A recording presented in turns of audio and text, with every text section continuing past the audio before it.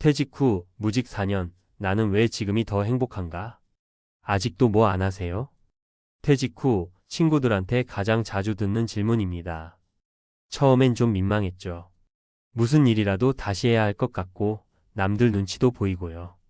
하지만 벌써 퇴직한 지 4년. 지금 제 대답은 간단합니다. 응, 안 해. 근데 너무 좋아. 이 말을 하면 깜짝 놀라요. 무직인데 좋다고? 하고요. 근데 정말이에요. 예전엔 회사가 전부인 줄 알았어요. 돈 벌고 자리 지키고 인정받는 게 삶의 전부 같았죠. 근데 막상 나와 보니까 그게 아니더라고요. 오히려 지금 무직인 이 시간이 제 인생에서 가장 자유롭고 편안하고 행복합니다. 이 글에서는 왜 퇴직 후 무직 4년이 제 인생에서 가장 좋은 시간이 됐는지, 그리고 그런 삶이 가능한 이유는 무엇인지 말씀드려 볼게요. 그리고 비슷한 길을 걷는 분들께 도움이 되었으면 하는 마음으로 실제 사례도 3가지 소개해 드리겠습니다. 1. 바쁘게 살지 않아도 된다는 자유. 회사 다닐 땐 아침 6시 반 기상, 전쟁 같은 출근길, 회의 보고서, 눈치, 야근 하루가 정신없이 지나갔어요. 주말도 제대로 쉬는 게 아니라 다음 주 대비였죠. 그런데 퇴직 후 처음 느낀 건 시간에 쫓기지 않아도 되는구나였어요. 아침에 눈 떠서 날씨 좋으면 마당에 나가 산책하고, 날씨 흐리면 이불 속에서 책이나 보다 점심 먹고, 그런 단순한 하루가 이렇게 소중하고 행복할 줄 몰랐어요. 바쁘지 않아도 되는 삶. 이건 정말 큰 선물입니다. 사례 1. 제 친구 민호는 대기업에서 35년 일하고 60세에 퇴직했어요. 무조건 뭘 해야 할 것 같아서 투자 공부하다가 오히려 손해만 보고 우울증까지 왔죠. 그런데 어느 날부터 동네의 작은 텃밭 가꾸면서 삶이 달라졌어요. 요즘엔 시세보다 상추 크기가 더 중요해졌어 하면서 웃어요. 무언가를 꼭 해야만 하는 압박에서 벗어난 게 그의 가장 큰 변화예요. 2. 적게 써도 걱정 없는 생활. 퇴직 전엔 수입이 줄면 무조건 불행해질 줄 알았어요. 하지만 해보니까 오히려 소비를 줄이면서 걱정도 줄었어요. 단순해졌거든요. 정기적인 수입이 없으니 자연스럽게 불필요한 지출을 줄이게 됐고, 그게 곧 생활의 안정으로 이어졌습니다. 예전엔 백화점에서 뭘 하나 사면 잠깐의 만족감이 있었지만 지금은 동네 시장에서 1,000원 깎은 게 더 뿌듯해요. 커피도 믹스커피 한 잔에 만족하고요. 이렇게 살면 돈이 없어서 불안한 게 아니라 쓰는 습관 때문에 불안했던 거구나 라는 걸 깨닫게 됩니다.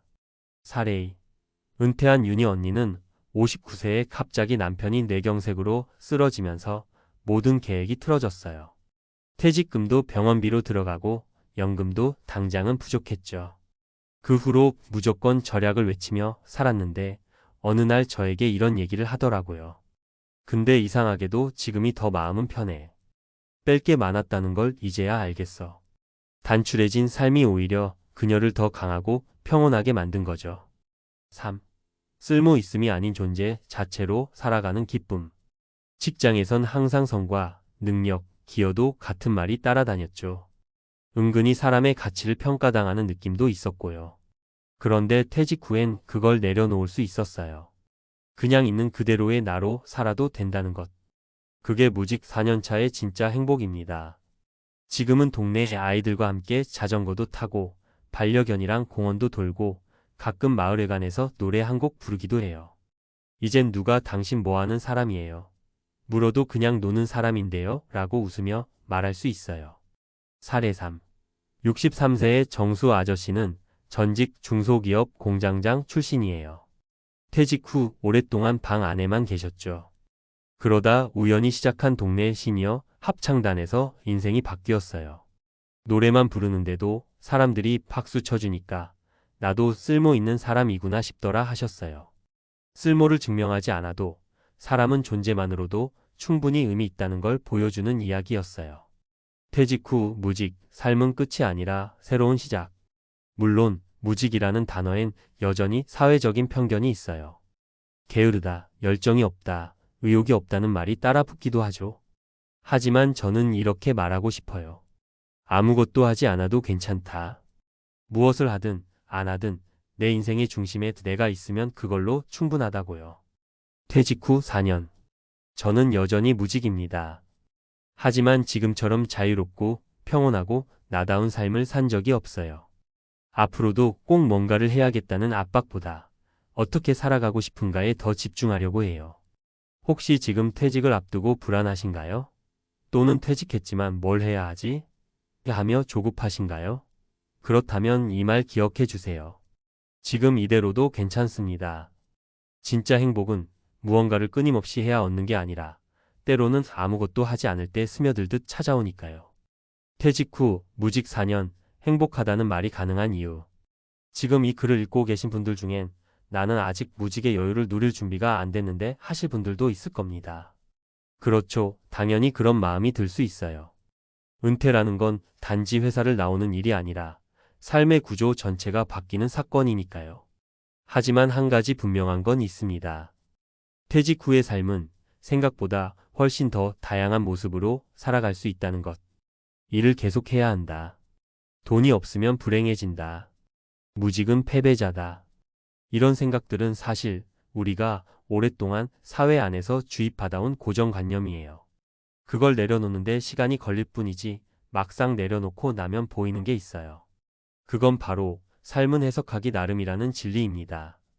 퇴직 후 삶을 행복하게 바꾸는 3가지 시선 전환.